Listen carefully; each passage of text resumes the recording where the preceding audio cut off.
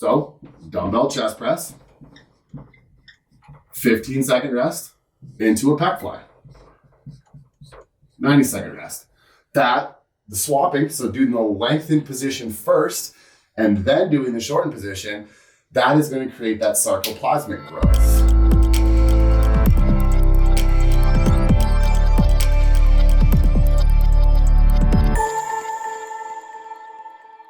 Let's talk supersets. So in today's video, we're going to go over defining what is a superset, some of the examples of where we would use supersetting, and ultimately what that superset is going to achieve for a desired outcome.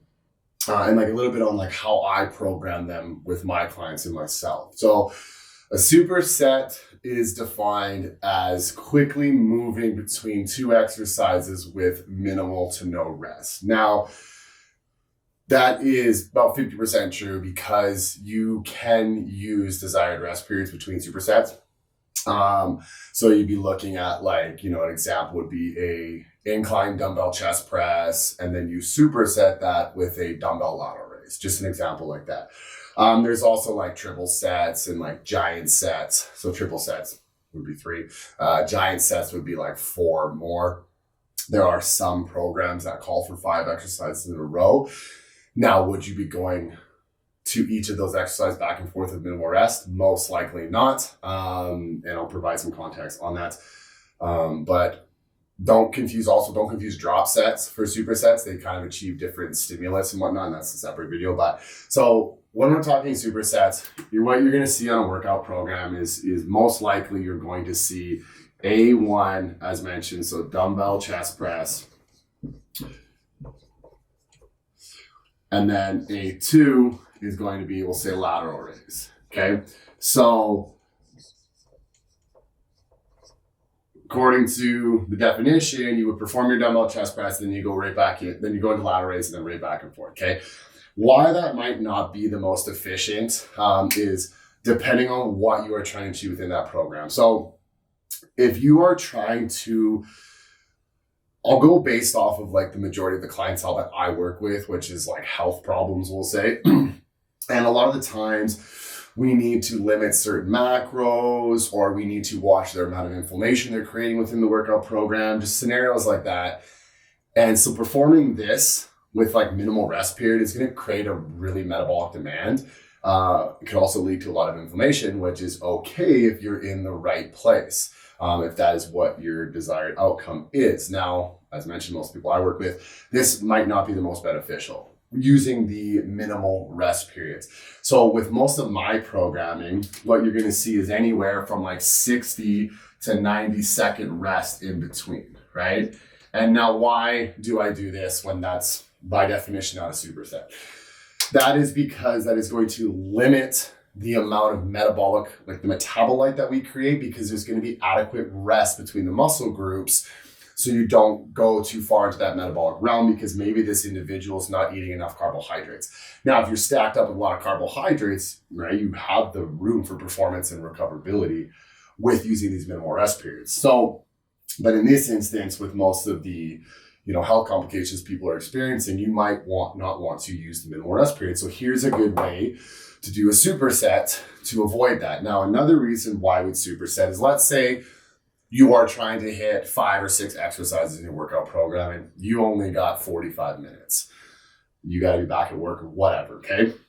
That's a really great tool for supersets, because instead of doing 4 sets of dumbbell chest press straight, and because you're going to want that adequate rest period, because you're going to want to have enough rest periods so you can get performance for your next set. Because if your rest periods are too short, especially if you're going for hypertrophy to build up with the muscle, that's not a long enough rest period, maybe only doing 30, 60 seconds to get the most out of that next set. So you want to take an adequate rest period. But doing that, like let's say you need 90 to 120 seconds, and you're doing just straight sets for 5 or 6 exercises, that could take up to an hour, if not more, right? Which sure, there's a time and a place for that.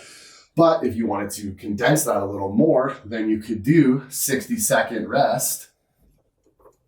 Because what's going to happen now is you're going to do this dumbbell chest press, and while you're doing the lateral raise, the chest really isn't involved here. So this is going to be resting while you're performing this. So the rest period between them is still adequate enough for you to get the best performance out of that next set.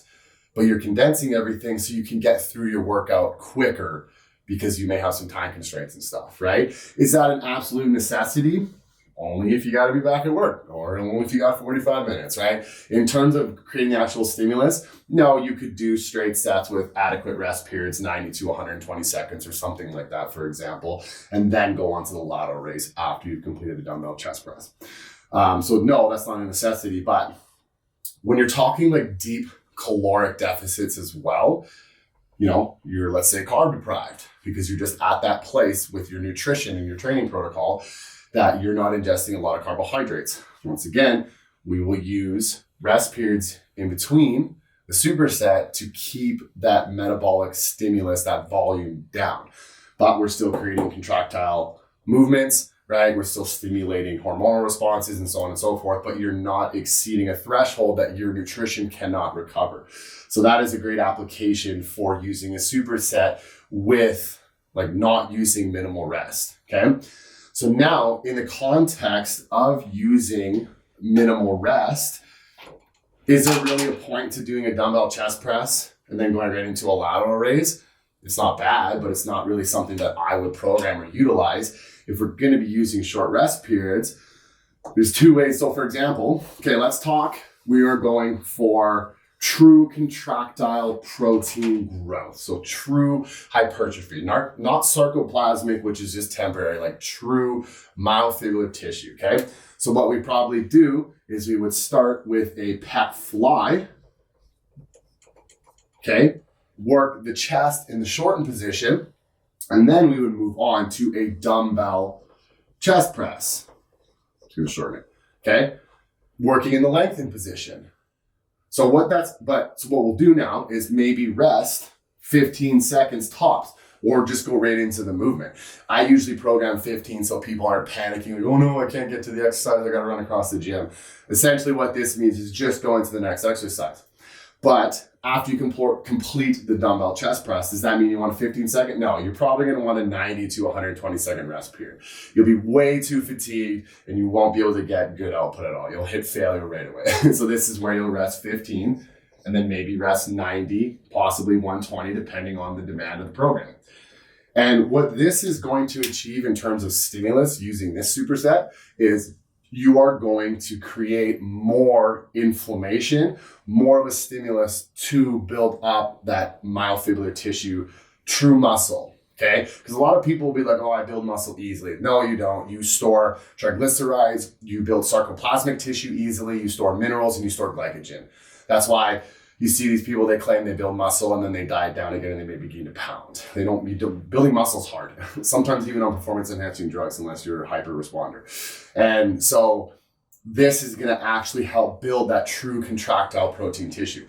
So now sarcoplasmic tissue, what that is, that's tissue that's found like on the outside of the myofibrillar tissue, and that kind of denotes the storage. So that's glycogen, water, mineral. And why would you want that? That helps potentiate you because now you have more resources to use when you go into a true muscle building phase, or it's a good type of stimulus to prep yourself for stepping on stage, because then you could fill out quite a bit, kind of like that AMPK one I went about. So literally, to change the stimulus, all you got to do, swap the movements. So dumbbell chest press, 15-second rest into a pec fly. 90-second rest. The swapping, so doing the lengthened position first and then doing the shortened position, that is going to create that sarcoplasmic growth. And that's where you'll really fill out. So that's where you can utilize those supersets, is just the swapping the lengthen, right? I got to do a whole video on shortened versus lengthened so people can understand what I mean. But when you talk lengthened position exercises, they're going to be more inflammatory, more, we'll call it muscle damaging, which is going to stimulate more true contractile tissue growth. Whereas shortened position exercises, they're going to create more metabolites and they're less inflammatory unless you're going like really deep into failure. But they're going to create more of like a nutrient partitioning effect kind of thing. But as for building like actual true contractile protein tissue is not as effective as performing lengthened hypertrophy exercises. Okay. So those are some good applications of when to use supersets. But as mentioned too, like if you are going to do a program that you're only allocating 15-second rest periods, that's where you could do giant sets, right? So what this is going to create for a stimulus though, is more of a systemic stimulus. So meaning you're going to create more acid globally, lactate, and that is going to, put more stress on the liver, which I mentioned this before. That's actually a really good training phase for health as long as you're recovering from that. So you could do something like a squat, and then you could superset that with a, let's say, anterior delt press, so front delt press. And then you could superset that with a glute bridge or a hip thrust. And then you could superset that with a tricep crossover press down. My pen is wearing out. Hopefully you can read that. And then you could have 15-second rest between, right? Now, the only reason I'm saying this, I would never personally program this. It would be like 60, 30, 60, 30. So I'd rest longer after the bigger muscle groups. But once again, too, you have people that have time constraints or a big, mental block you run into with people, yourself, whichever, in rest periods is people just want to go, right? They feel like getting into the gym and just exercise back to back and getting that heart rate up and sweating real hard and everything is a really great way to stimulate fat loss or health or whichever, which in some instances it could be. Now, would I recommend doing a squat and only resting 30 to 60 seconds? Definitely not. But as mentioned, you perform the squat, you rest 15 seconds.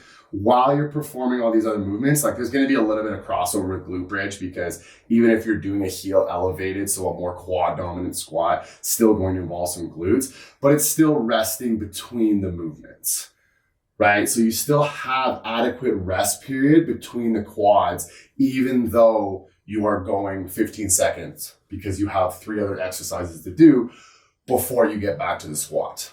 And that's going to allow you to have more performance in your squats. Now, you might be winded though, right? So you're not going to really get great hypertrophy achievements if that is what your goal is. But if your goal is to get in there and create like a stimulus, get the heart rate going, work on your conditioning, get some acid flowing, improve that liver, then this is a great way to use supersets, or in this instance, giant sets. But realistically, when I'm programming for the majority of the clients that I work with, you're going to see a lot of something like a squat, 60 to 90. So it could be 75, whatever seconds, and then anterior delt press, 60 to 90. Because as mentioned, the majority of the clients that I work with are not going to be in a great position for their body to recover, whether they're dealing with an overgrowth, hormonal issues, poor sleep, extreme amounts of stress, poor diet, whatever. They're not going to be able to recover from shorter rest periods or like supersetting same muscle groups as like where you saw before. So like a squat with a leg extension or vice versa. A lot of people cannot recover from that properly, like the majority of the clients that I work with. So we use this because we are getting good output out of these movements, but we are not exceeding a threshold that they cannot recover from. So like too much inflammation, whether that's going too close to failure or just not having adequate rest. So you reach failure quicker, right? Or you're going for some other sort of stimulus. So that's a really good place. Or a really good superset for individuals that are struggling with sleep, hormonal issues, just health complications in general. That way you get adequate rest period, to not only get the best performance out of that workout, but also not dig a hole so deep that you cannot climb out of it. Because I'll always say it's not entirely what you do in the gym, it is what you recover from. And if you come in here and you rest 30 seconds between everything and burn yourself into the ground, right? you're most likely not going to recover from that. And I see that a lot. A lot of people like don't understand the importance of rest periods, which seems like this video is both on supersets and rest periods. This is why you would want to use rest periods. It's just to not exceed a specific threshold that you were trying to avoid due to a health complication. But let's say you're flying high, right? And you're super healthy and your recoverability is on point. You're sleeping 8-9 hours per night and all that kind of stuff. Then sure, you could like really lower these rest periods to like 45 to 60. Hell, even with health complications, 45 to 60 isn't that bad. It's still adequate rest because not only are you resting up to 60 seconds before you do the anterior delt press, and the anterior delt press is going to be at least 30 seconds, or it should be maybe, depending on rep range, of course. Let's see, you're going 10 to 12. So then you got 30 seconds there. So now we're looking at 90, and then you're resting another 60. So now you're getting that adequate rest that is required to get the most out of that squat. Okay. I'm sure there's many other scenarios too that I could go over with supersets, but I'll just keep it. I mean, what I feel is simple, it might not be, so don't hesitate to ask questions or anything. But yeah, supersets doesn't always mean minimal rest, because half the time, a lot of people, if they're using minimal rest, they won't have the best performance or the best recoverability. Okay, so if you guys like that video, please hit the like and subscribe button and follow me on Instagram at that.coach.curtis.